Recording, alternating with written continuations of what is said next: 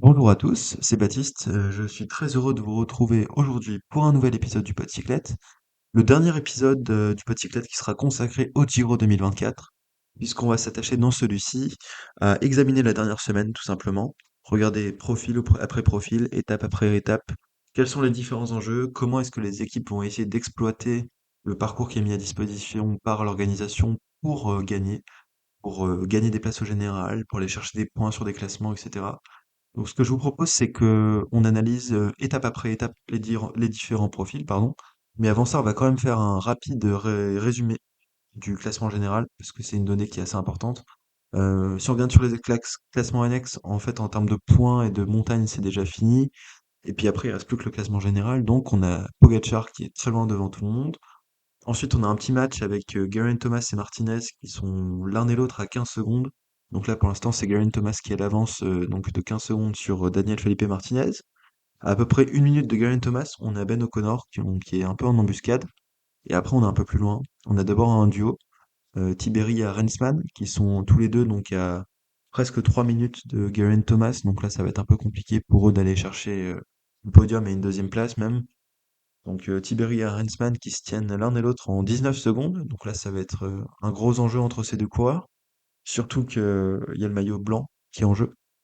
Aussi à noter que Arensman sera peut-être un peu en équipier de Geraint Thomas, donc pas certain qu'il ait vraiment le champ libre pour jouer totalement sa place pour lui au général. Et puis ensuite, on a plusieurs coureurs qui sont à la suite. Donc on a Bardet qui est donc à 10,49 de Pogacar. Ensuite, on a Zana, Rubio, Hirt, Fortunato et Storer. Donc ça, je pense que c'est les coureurs principaux. Bon, ces coureurs se tiennent au final en 6 minutes, hein, donc on a quand même un net avantage pour les premiers, notamment Bardet et Zana qui sont assez proches l'un et l'autre du général. Puis après, on a Rubio, Hirt et Fortunato qui sont en embuscade, mais j'oublie pas Storer parce qu'il y a plusieurs échappées possibles.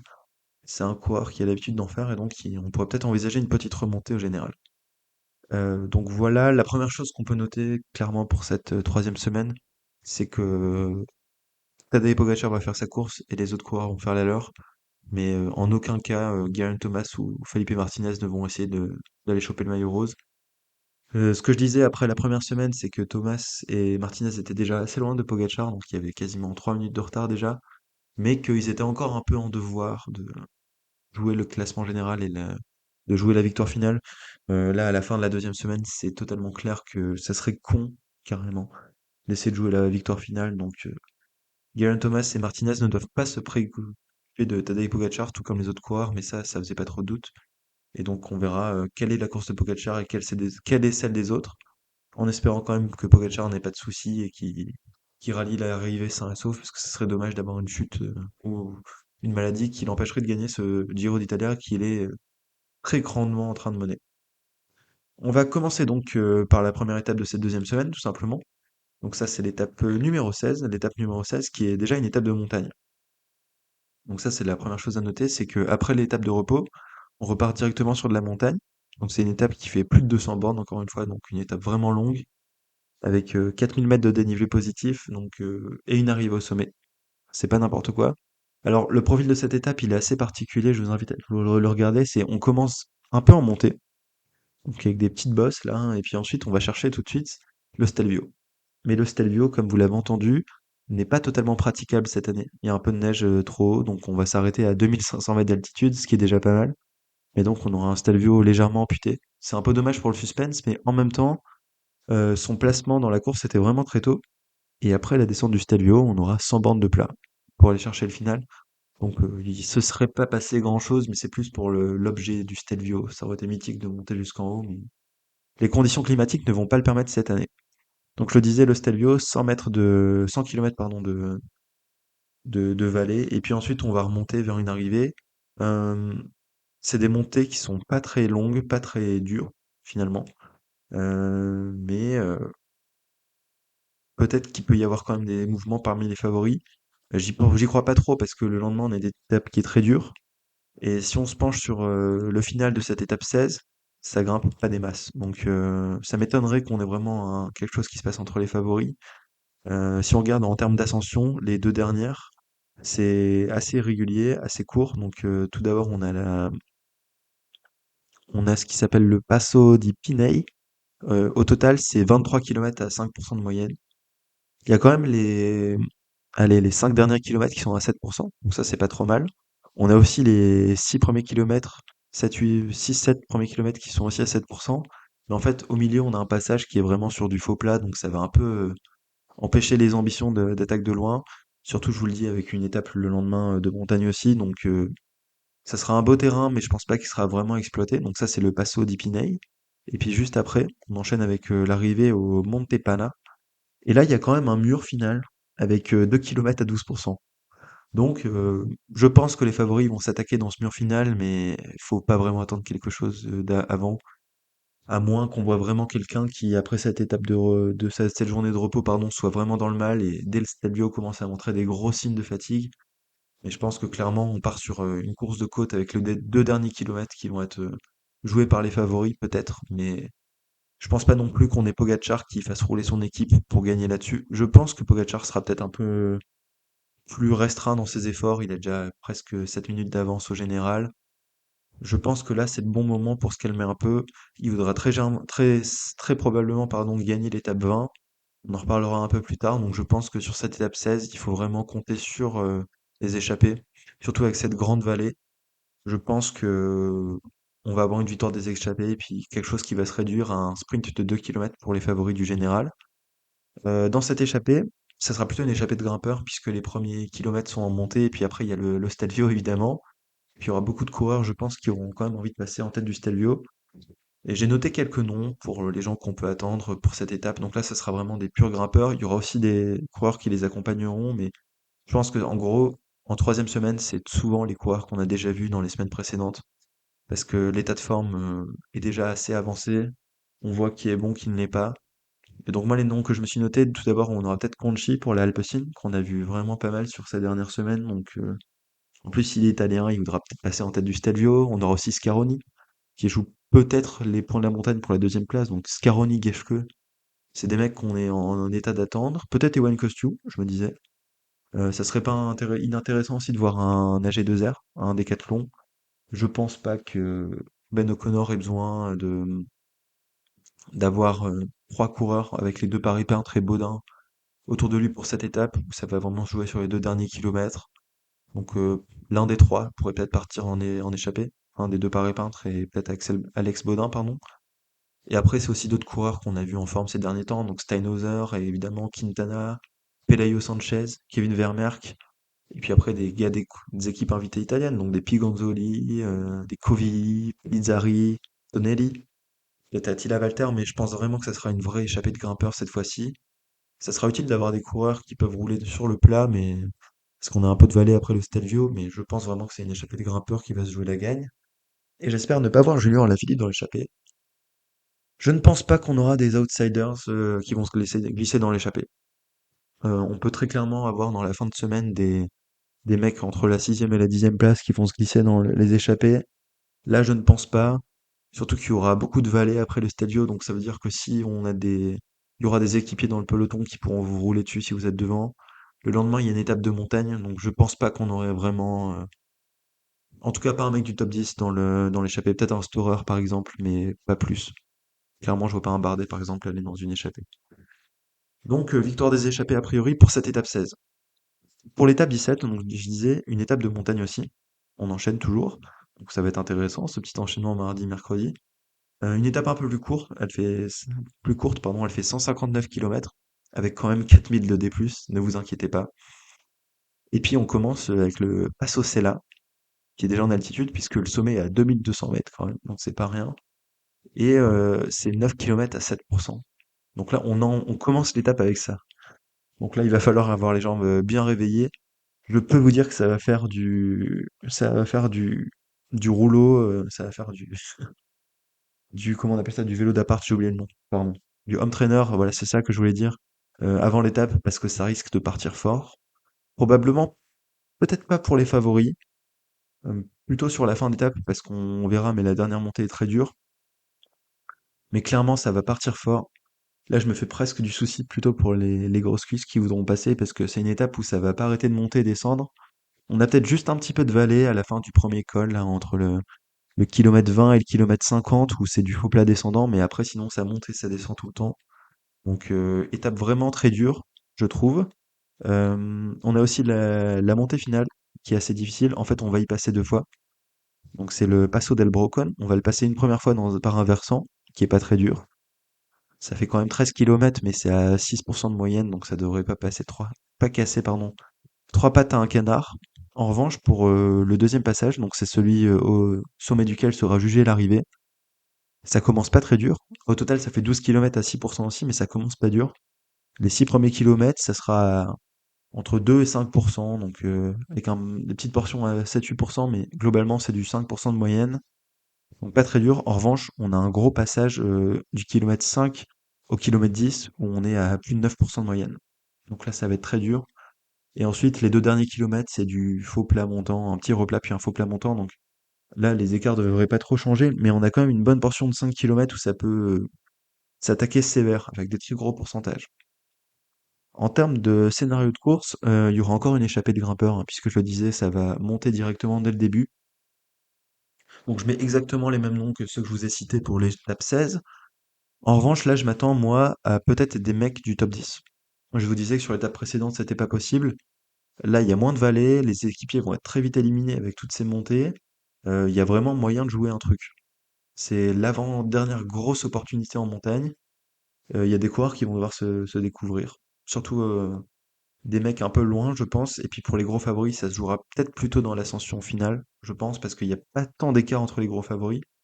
Ça dépendra aussi un peu de ce qui s'est passé sur l'étape 16, si on avait des coureurs qui ont perdu du temps, si on a des coureurs qui se sont sentis bien. On n'aura peut-être pas des très gros écarts sur l'étape 16, mais ça peut donner quelques indications qui pourront influer sur le scénario de la 17.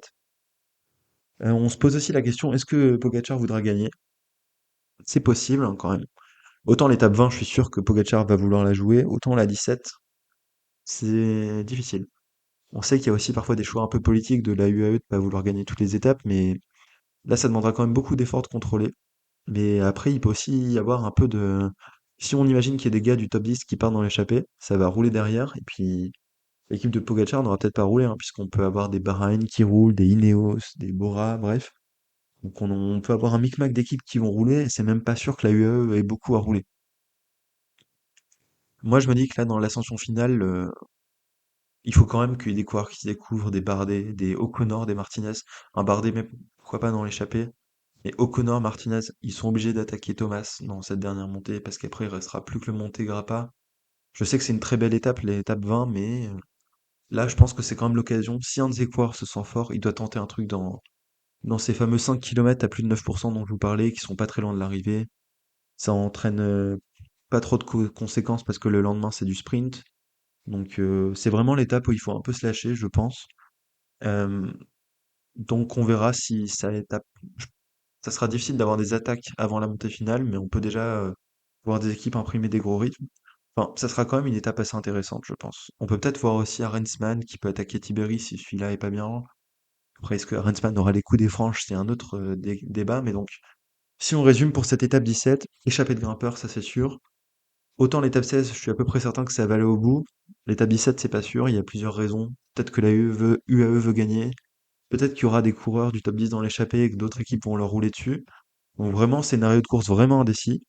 Et il y a une vraie opportunité d'attaquer sur la dernière montée. Il y a un truc que j'aime bien aussi, c'est que cette dernière semaine, elle est dure, mais elle n'est pas non plus horrible. C'est-à-dire que l'étape 16, elle est dure, mais ça va pas trop s'attaquer avant les 2 derniers kilomètres. Les étapes 18 et 19, on va en parler juste après, mais je pense pas que les favoris s'attaquent. Donc en fait, finalement, en termes d'étapes, il reste le final de l'étape 16, l'étape 17, et puis l'étape 20.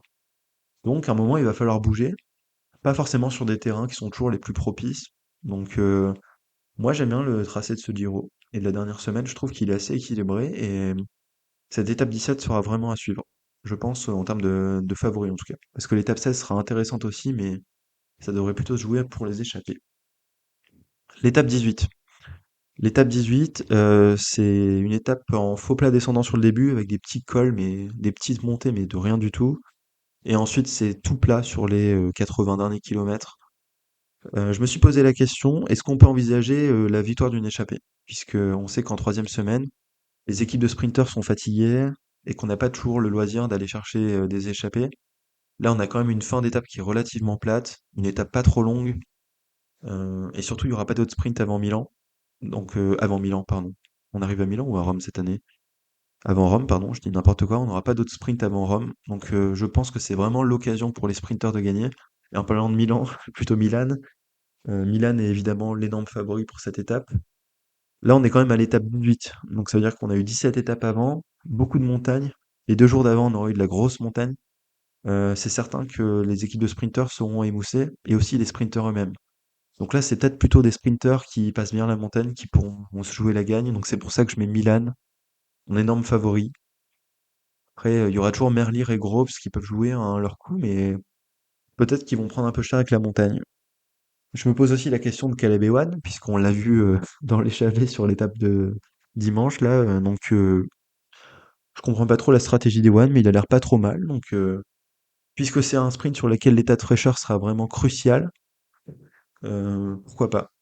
Et puis on aura peut-être un peu des petites surprises avec des gars qu'on n'attendait pas, mais qui, eux, ont passé un bon Giro et puis ont des bonnes jambes et se mêleront au sprint.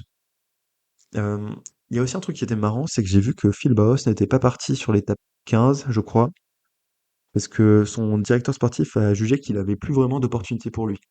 Alors qu'il reste l'étape de Rome, où c'est sûr que c'est un sprint, et cette étape potentiellement 18. Donc peut-être que du côté de la Bahreïn, on s'était dit l'étape 18, oh, peut-être pas un sprint. Mais moi, je pense que ça sera quand même un sprint. Et ça m'étonnerait pas de voir toute l'équipe Lidl Trek contrôler. A priori, la Alpecin va contrôler aussi parce qu'ils aiment bien contrôler même pour pas gagner. Donc je partirais plutôt pour un sprint. Ensuite, étape 19. Étape qui sera peut-être aussi une étape très intéressante de ce Giro. Elle est assez courte, 157 km. Quand même 3200 de D+, mais c'est une étape qui est pas vraiment de grosse montagne. Alors on arrive en altitude à 1200 mètres quand même, mais c'est une étape qui est ouverte à différents profils. Plutôt des punchers grimpeurs, je dirais, puisqu'on n'a pas d'ascension très longue et on a des trucs irréguliers avec des gros pourcentages, donc ça peut plaire à des punchers. Et donc évidemment, on pense à Philippe quand on voit ce profil-là, c'est sûr. Euh, je pense que les échappés vont gagner. Je pense que les leaders ne vont pas s'attaquer, surtout parce que le lendemain, il y a le Monte Grappa 2 fois. Et donc les ascensions sont très raides. Le final est un peu en sprint. Enfin, ce sera pas une arrivée au sommet, il y aura un petit replat sur la fin. Donc peut-être qu'il faut avoir une bonne pointe de vitesse si on n'est pas capable de se débarrasser de ses camarades d'échappée. Euh, il y a beaucoup de plats en début d'étape. Au moins 80 km de plat à peu près. Donc ça va sortir l'échappée sur le plat. Qui va pouvoir sortir sur le plat? Pas forcément des grimpeurs. Donc c'est pour ça que je dis plutôt grimpeur-puncher. Enfin, faut des mecs qui aient du jus, qui soient capables de sortir sur le plat, qui tiennent les différentes ascensions et qui soient bons sur du punch parce qu'on a des cotes vraiment difficiles. Donc en termes de scénario de course, c'est vraiment très ouvert. Je dirais un peu à l'instar de l'étape des chemins blancs ou de l'étape qu'Alaphilippe a gagnée. Moi, c'est vraiment des étapes qui sont sur le papier plus intéressantes que les étapes de haute montagne où il se passe rien, il y a un train et puis Pogacar attaque à 5 bornes et les autres se font le sprint. Là, il y a vraiment de l'incertitude dans les scénarios de course. Et moi, c'est quelque chose qui m'intéresse beaucoup. On a donc plusieurs cotes. On a notamment la Cima Sappada. Donc la Cima Sappada, elle arrive à 10 km de l'arrivée, je dis pas, si je dis pas de bêtises, le sommet. Et c'est un truc qui fait au total 8 km à 5%. Mais on a un replat au milieu, un début pas très dur. Et à un moment, on a 2-3 km à 9% de moyenne quasiment, avec une rampe à 15% à un moment. Donc là, c'est vraiment pour des punchers. Je pense Philippe est peut-être capable de tenir ce genre d'effort. Et après, on a la montée finale, donc juste avant l'arrivée, où là, c'est un vrai mur aussi. Donc c'est le Passo d'Uron, si je dis pas de bêtises. Non, c'est le... Non, je dis des bêtises. Pardon, le Passo d'Uron, c'était avant, c'était un vrai mur. Euh, Ensuite, quand on arrive en haut de la Stima Sappada, il y a un petit mont faux plat là, avant l'arrivée. Mais sinon, ça sera sur du plat. Donc l'arrivée est plate, le dernier kilomètre. Mais avant, on a 1 km à 5,4% de moyenne, avec une petite rampe à 10%. Donc ça peut être aussi un moyen de sortir pour un puncher dans un petit groupe, ou pour un mec qui voudrait tromper la vigilance de ses camarades. Mais donc, scénario très indécis. Ce sera plutôt des punchers grimpeurs dans l'échappée, parce qu'il faudra passer les difficultés avant. mais ça peut sourire à beaucoup de profils et ça peut vraiment sourire à Julien Alaphilippe. Moi, je me suis noté en termes de coureurs qui pourront briller là-dessus. Très clairement, on a beaucoup de coureurs qui auraient pu briller sur les étapes sur lesquelles Alaphilippe était présent. Donc évidemment Julien, je vois bien évidemment Narvaez dessus. Pelayo Sanchez, Andrea Bajoli, c'est des gars qui peuvent briller là-dessus. Pourquoi pas même Trentin. Trentin, c'est peut-être un coureur qui peut passer ces difficultés-là, surtout s'il s'est bien préservé pendant ce Giro. Pourquoi pas Kevin Vermeerk, Caroni, qui sont plus des grimpeurs, mais ça peut passer sur des profils un peu plus courts. Et Wayne Kostiou, parce qu'on a vu qu'il a brillé sur l'étape des murs.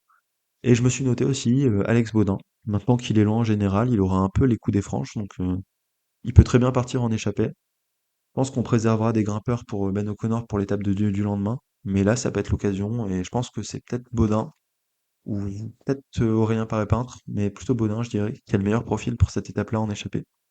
Ou alors c'est peut-être celui qui arrivera à être dans l'échappée, qui sera dans l'échappée, hein, bien sûr, mais voilà. Et en termes de favoris au général, je pense que ça va pas sortir très clairement. Donc vraiment, j'ai très hâte de cette étape qui va être passionnante sur le papier. Ça sera vraiment très décousu, je pense, pour l'échappée, et ça sera intéressant à suivre. Étape 20, la dernière pour les favoris du général, puisque la 21, ce sera un sprint à Rome, avec la terrible double ascension du Monte Grappa. Ça, c'est vraiment n'importe quoi. C'est une super, enfin, c'est n'importe quoi dans le bon sens du terme pour nous les spectateurs. Donc c'est 185 km qui commence par 80 bornes plus ou moins plates, et après on monte deux fois le Monte Grappa avec une ascension de 18 bornes à 8% de moyenne. Je sais pas si vous vous rendez compte du truc. C'est une infamie, c'est dingue, tellement dingue. Euh, En plus, on a la partie finale du Monte Grappa qui est la plus dure. C'est ça qui est fou. C'est que c'est très régulier. À un moment, on a un petit replat au milieu. Et ensuite, c'est encore très régulier et encore très dur. Et ça s'accélère dans les derniers kilomètres où là, c'est vraiment dégueulasse. Enfin, c'est horrible. Donc, le Monte Grappa, c'est un monstre qui va faire peur à tout le monde, c'est certain. C'est les 3 derniers kilomètres qui sont à 9,5% de moyenne. Voilà, c'est simplement fou. On a un passage à 17% sur la fin. Là, c'est un monstre. Heu, il paraît que la descente est assez technique. Je m'y connais pas trop, mais j'ai lu sur Vélofité que la descente était technique, donc ça peut avoir un rôle. Aussi dans la descente, c'est pas tout parce qu'on a une petite cote, un petit coup de cul là qui remonte dans la descente. Donc on fait quelques bandes de descente, je crois que c'est 5 bandes de descente à peu près et ensuite, ça remonte pendant 1,5 km à 9% de moyenne. Donc si vous avez déjà fait un peu de vélo, vous comprenez la douleur quand vous remontez après une descente, et ben là, ça va être terrible. Parce que c'est 9%. Après le Monte Grappa. Monte Grappa, c'est à peu près 1 heure d'effort. Donc ça va vraiment être une étape dantesque. Un vrai chantier, je pense. Et puis l'arrivée est quasiment en bas du Grappa. Il y a 3-4 km de plat, donc ça va pas changer grand-chose. Je pense que Pogacar va vouloir la gagner, c'est certain. Ça sera l'étape de la dernière chance pour les autres qui voudront s'attaquer. Donc je pense qu'on peut dire adieu à l'échappée. Très clairement, elle va pas faire long feu. Surtout que ça commence sur du plat, donc si jamais il y a une échappée, ça sera pas forcément une échappée de grimpeur. Donc c'est pour ça que je leur mets aucune chance. C'est en termes de vainqueur, donc moi je mets vraiment Pogacar, je pense qu'il l'aura pu cocher parce que c'est une étape mythique. Ensuite, pour les autres scénarios de course, c'est un peu tôt pour s'avancer parce que faudrait presque refaire un podcast à la veille de l'étape pour connaître le classement général, mais on peut avoir des choses dans tous les sens. On peut avoir des mecs qui attaquent dès la première ascension, des mecs un peu loin. On peut avoir des équipes qui peuvent rouler fort, je sais pas, les Ineos qui peuvent rouler fort par exemple. Les Bahreïn, je les vois bien rouler fort, les Bahreïn, si jamais Tiberi se sent bien, enfin bref. En termes de stratégie, ça va vraiment être, tout le monde va jouer son va-tout, ceux qui seront en forme, j'espère que Romain Bardet sera en forme, c'est parce que c'est vraiment une étape qui peut lui convenir.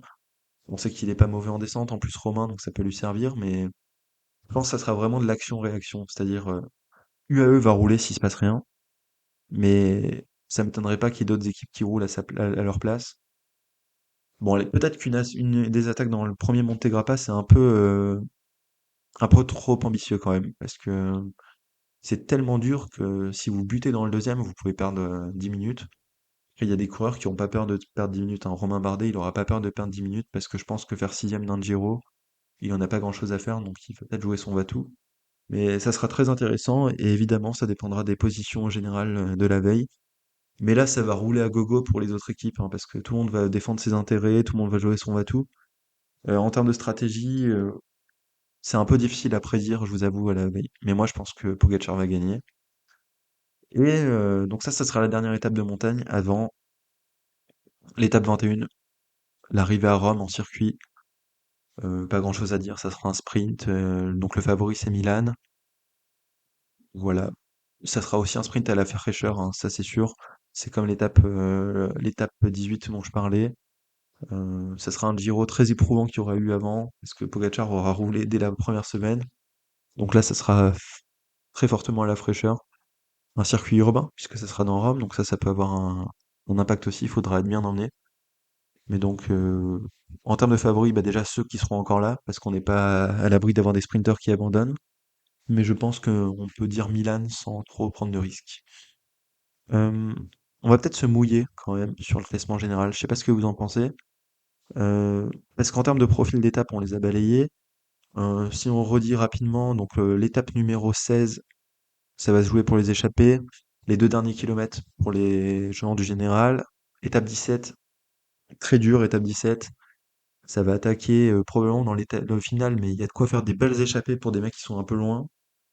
Surtout, ça va commencer sur les chapeaux de roue, faudra avoir fait de l'homme trainer avant. Étape 18 du sprint, étape 19 pour les échappées. Allez, Julien.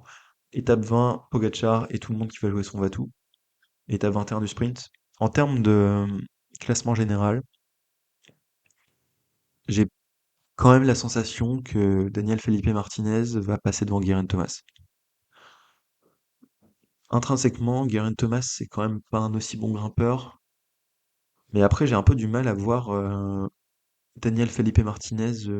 Je sais pas trop où il va attaquer, en fait, c'est ça le truc. Parce qu'ils ont vraiment des niveaux très proches. Donc là, il y a que 15 secondes. On a vu sur la dernière étape, là, celle de dimanche, que Geraint Thomas a roulé un moment. D'abord, Felipe Martinez a essayé de suivre Pogacar, là où Thomas ne se sentait pas très bien et a pas voulu le suivre. Et ensuite, Thomas s'est senti mieux, il a attaqué, il s'est fait contrer par Felipe Martinez, mais Felipe Martinez n'a pas réussi à lâcher Thomas. Après, se pose la question de est-ce que Felipe Martinez n'a pas laissé des forces en route quand il a attaqué et essayé de suivre Pogacar? C'est possible aussi. Après, l'avantage de Geraint Thomas, c'est que c'est un coureur très fiable, qui gère très bien son effort. Donc lui, la troisième semaine, il va bien la gérer, mais il sera peut-être un peu moins fort en montagne. Et Daniel Felipe Martinez, on se disait, c'est un peu la sinusoïdale, on sait jamais trop s'il est fiable. Là, il a quand même montré sur ces 2 premières semaines qu'il était au top. Euh, Est-ce qu'il aura une étape de moins bien? Je suis pas sûr, donc très beau duel. Si je dois me mouiller, je dirais peut-être plutôt Felipe Martinez, mais à pas grand-chose. Et en tout cas, je pense que c'est les deux coureurs qui seront sur le podium. J'ai du mal à voir un autre coureur monter dessus. Désolé Ben O'Connor, mais là, Ben O'Connor, il m'a un peu fait mal sur l'étape de dimanche où il a un peu lâché, alors qu'on pensait que c'était lui le plus fort. Donc j'espère qu'il saura se reprendre. En tout cas, Ben O'Connor mériterait une très belle place. Il mérite au moins d'être quatrième, c'est sûr. Il a 1 minute 30 d'avance sur Tiberi et Arenspan. Je me fais pas trop de soucis pour lui. Donc je pense que Ben O'Connor finira quatrième. Après, Tiberi et Arenspan, ça peut aller dans un sens comme dans l'autre. On a vu qu'Arenspan était plus fort sur la fin de deuxième semaine, mais Arenspan doit jouer pour Geraint Thomas, donc tandis que Tiberi a toute son équipe qui lui est dédiée. Donc ça, c'est un élément aussi qui pourra jouer pas toujours en faveur d'Arenspan. Moi, je vois Arenspan un petit peu plus fort, mais ça dépendra des stratégies de course. Et après, quand même, Bardet et Rubio semblaient plus forts dans les mecs derrière. Je pense que Hirt, Zana, Fortunato et Storer sont un peu en dessous des deux. Surtout qu'il y a des étapes qui vont vraiment très bien leur convenir à Rubio et Bardet. Les grosses étapes de montagne, c'est aucun problème pour eux. Fortunato, il est peut-être encore un peu tendre pour jouer des 3 semaines. Storer, il a laissé beaucoup de force dans les échappées aussi, donc ça c'est un peu un problème.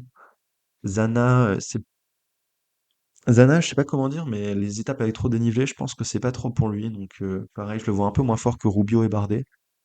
Et puis Hirt, globalement un peu moins fort, même s'il a fait très bonne impression dimanche dernier, je le mets quand même à un niveau intrinsèquement un peu en dessous, donc mon prono c'est plutôt 7 et 8, Bardet Rubio. Je saurais pas dire encore dans quel ordre pour l'instant. J'espère évidemment Bardet devant. Après Bardet, comme je vous le disais, c'est un coureur. Parmi tous les coureurs qui sont là, c'est celui qui a le moins à perdre. Il s'en fiche, lui, il a déjà prouvé des trucs. En 2016, en 2017, il fait deuxième et troisième du tour. Donc faire la bagarre pour être septième ou huitième du Giro, qu'est-ce qu'il en a à foutre? Donc ça m'étonnerait pas de voir Bardet attaquer de loin s'il peut, mais il y a tellement d'intérêt à protéger pour beaucoup d'équipes que j'ai peur qu'il se fasse rouler dessus. Donc on verra quels sont les scénarios de course. Romain Bardet sera à l'affût des opportunités, ça j'en suis sûr. C'est un véritable attaquant, c'est dans son ADN. On sait que la troisième semaine, c'est aussi son élément normalement. C'est un coureur qui est très endurant. Donc vraiment, j'espère que Bardet fera un beau tour. Et à ce jeu-là, on pourrait peut-être le voir renverser des Arensman ou Tibéri, hein, carrément. Et Rubio, très forte impression en montagne aussi. Donc Rubio, je pense que dans le top 8, c'est sûr et certain. Voilà, j'espère que cet épisode vous aura plu. Profitez bien de cette dernière semaine du Giro. N'hésitez pas à me dire dans les commentaires si vous n'êtes pas d'accord avec moi, qu'est-ce que vous envisagez comme scénario, qui vous voyez pas remporter ce Giro, parce que je pense qu'on est tous d'accord, mais sur le classement général, sur la fin, qui vous voyez remonter un peu, qui vous voyez meilleur que les autres. Et je vous dis à très bientôt pour un prochain épisode du Podcyclette. Salut!